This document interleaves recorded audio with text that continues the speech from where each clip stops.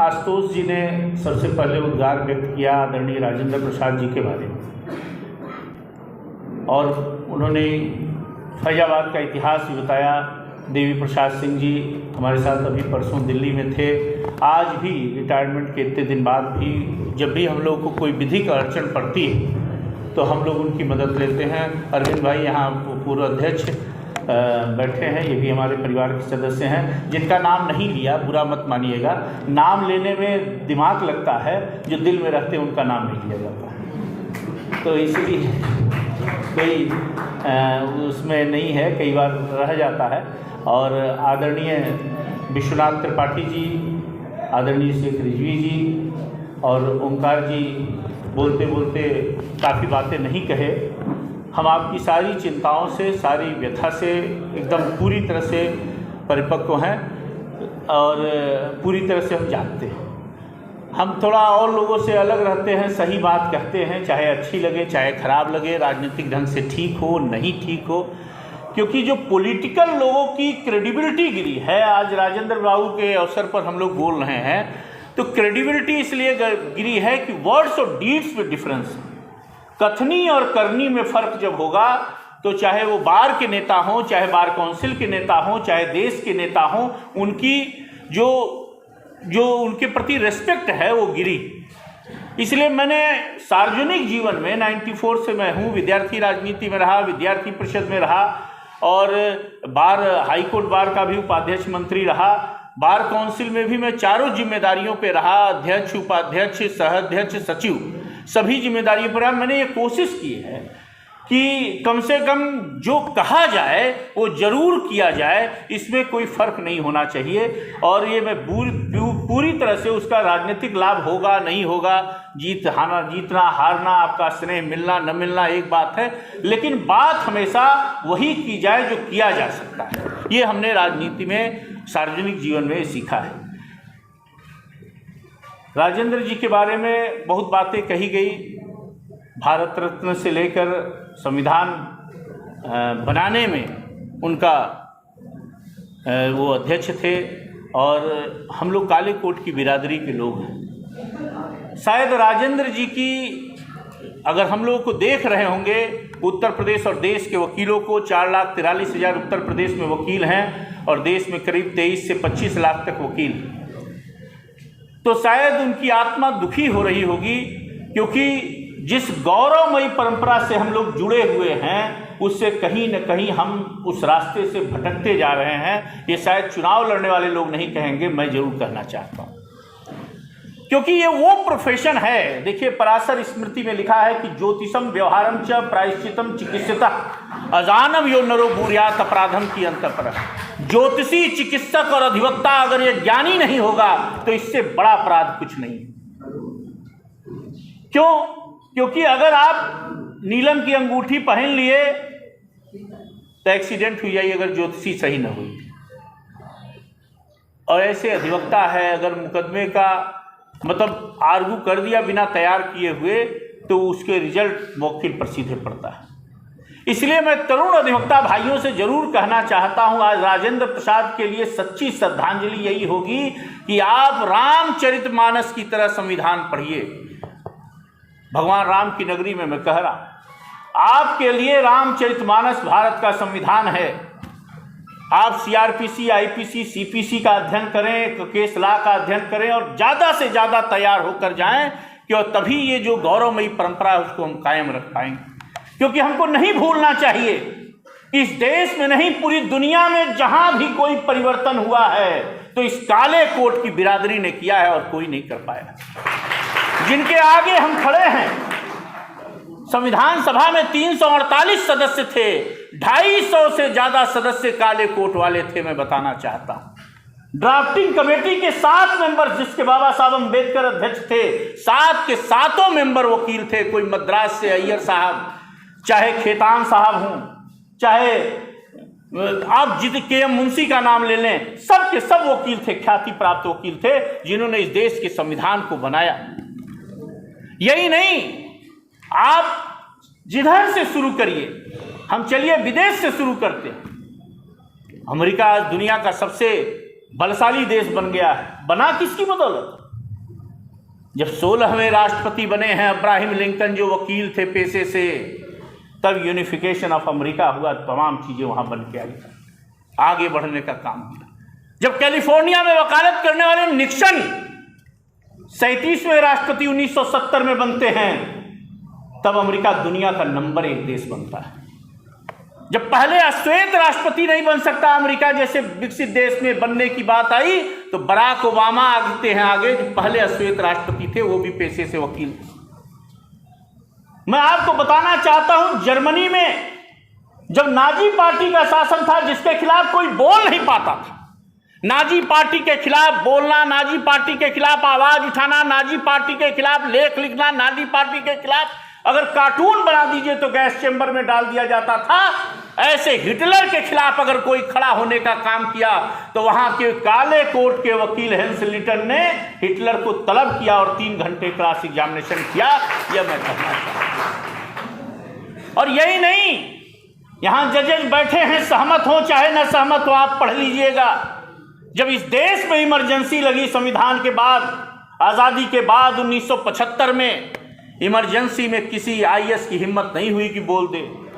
High court, supreme court और lower judiciary के जजेस की हिम्मत नहीं हुई। अगर कोई लड़ने का काम किया था तो आपको बताना चाहते, पीएन लेखी जेल गए, अरुण जेटली 19 महीना जेल रहे, रविशंकर प्रसाद 12 महीना जेल रहे, जेठमलानी के ऊपर मीसा लगा और नारीमन ने त्यागपत्र दे दिया एडिशनल सॉलिसिटर जनरल पद से इमरजेंसी के खिलाफ।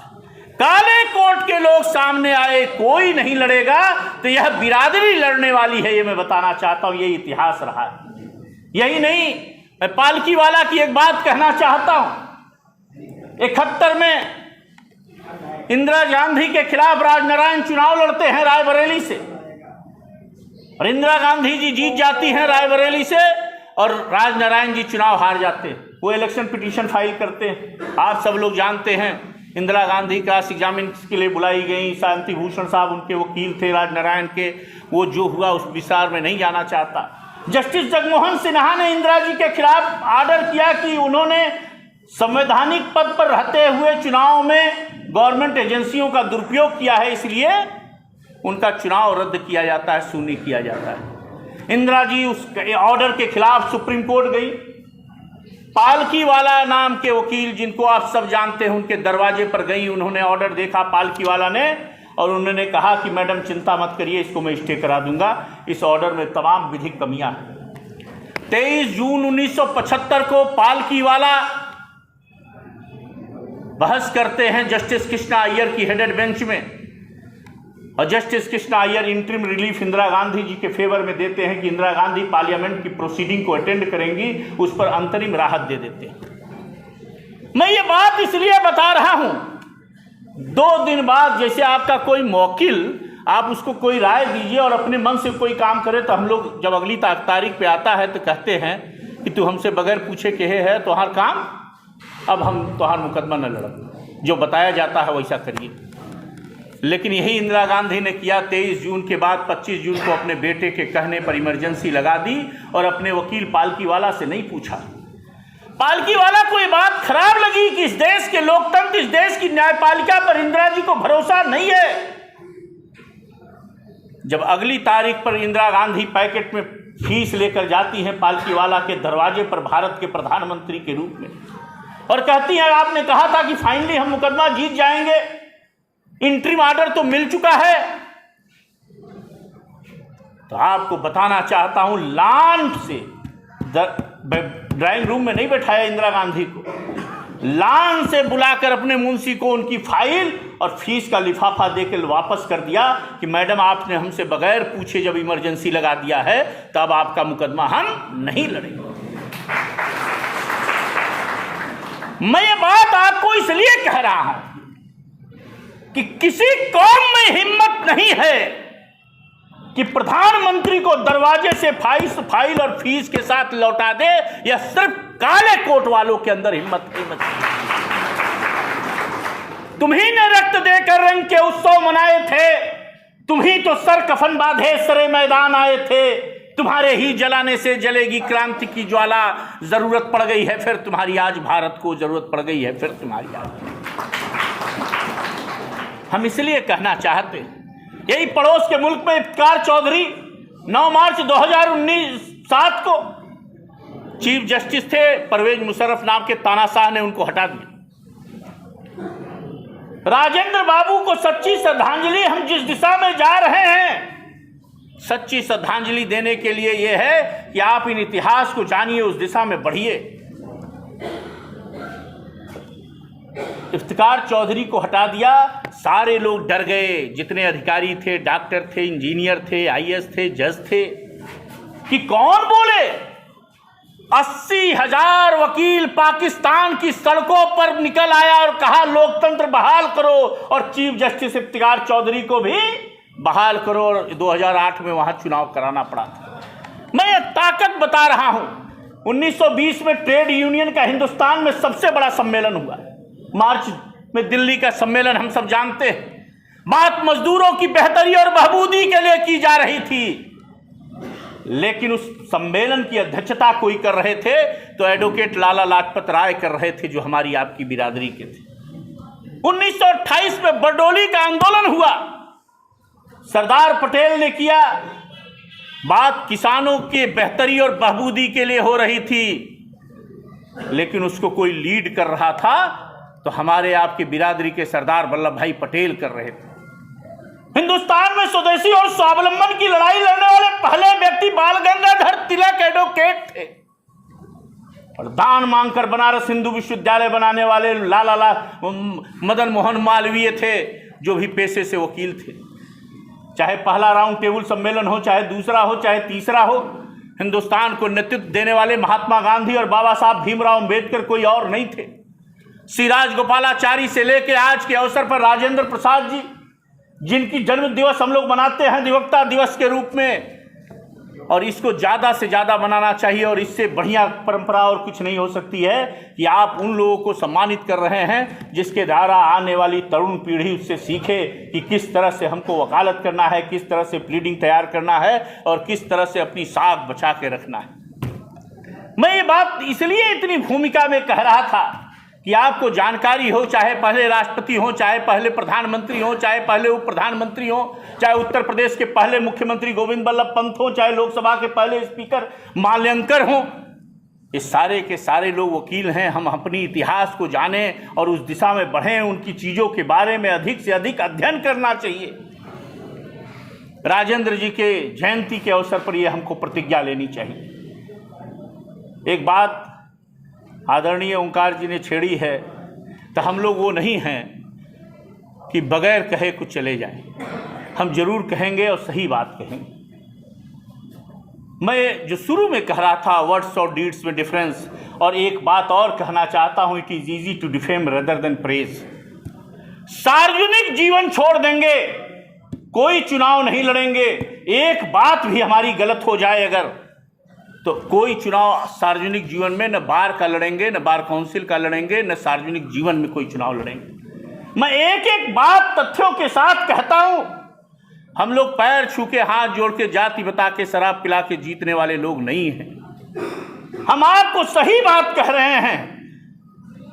4-5 साल पहले आपने उत्तर प्रदेश बार काउंसिल में इस बच्चे को भेजा था, प्रशांत सिंह अटल को।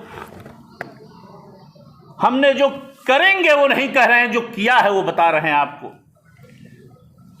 उत्तर प्रदेश में आजादी से लेकर जितना पैसा दिया गया होगा मृतक अधिवक्ताओं को, परिवारजनों को, पिछले 4 साल में हम 160 करोड़ रुपया दे चुके हैं, जो उससे ज्यादा है, ये मैं बताना चाहता हूं। आजादी से लेकर जितना दिया गया उससे ज्यादा 4 साल। अभी 13 करोड़ 38 लाख रुपए दिए हैं, 1 महीना भी नहीं हुआ। फेसबुक पे सारे नाम और फैजाबाद और अयोध्या की फाइलें निकलवाकर, चंद्रभानु वर्मा जी यहाँ उनका देहांत हुआ था, अजय कुमार सिंह जी का देहांत हुआ था, अनिल कुमार त्रिपाठी जी का देहांत हुआ था, और प्रभा विमल जी का भी देहांत हुआ था।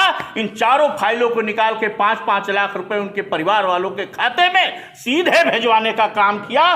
13 करोड़ 38 लाख रुपया 1 महीने के अंदर। 273 वकीलों को जो मृतक अधिवक्ता थे उनके खाते में भेजने का काम किया है। यह राशि एक बार में दी जाने वाली राशि सर्वाधिक।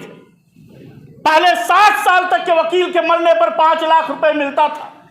किसी प्रोफेशनल को नहीं मिलता है, न इंजीनियर को मिलता है, न डॉक्टर को मिलता है, न सीए को मिलता है, सिर्फ वकील को मिलता है।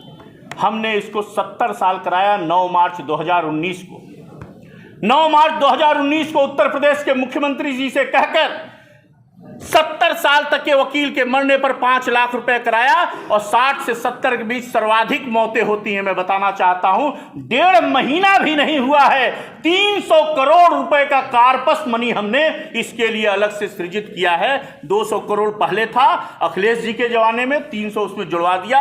अब भैया 500 करोड़ का खाता हो गया, उसके ब्याज से हम लोग देते हैं। ये कर दिया अभी 1.5 महीना पहले। लेकिन इसकी चर्चा कोई नहीं करेगा, इसकी चर्चा कोई नहीं करता है। 1.5 लाख रुपए अधिवक्ता कल्याण निधि थी, 5100 रुपए दीजिए और 1.5 लाख रुपए पाइए। इसको 10-20% नहीं बढ़ाया, 100% नहीं बढ़ाया, 200% नहीं बढ़ाया, 300% से ज्यादा बढ़ाकर सीधे हमने 25 नवंबर 2021 को 5 लाख रुपए कर दिया है। ये मैं आपको बताना चाहता हूं। आप सब लोगों को उसका सदस्य बनना चाहिए। कोई किसान विकास पत्र, MIS, कोई FD इतना पैसा नहीं देगी। 5000 का बनिए और 30 साल बाद जीते जी 5 लाख रुपए पाइए। अब 70 साल से ऊपर जो लोग हैं उनके चेहरे पर है कि क्या हुआ। पहले 80 साल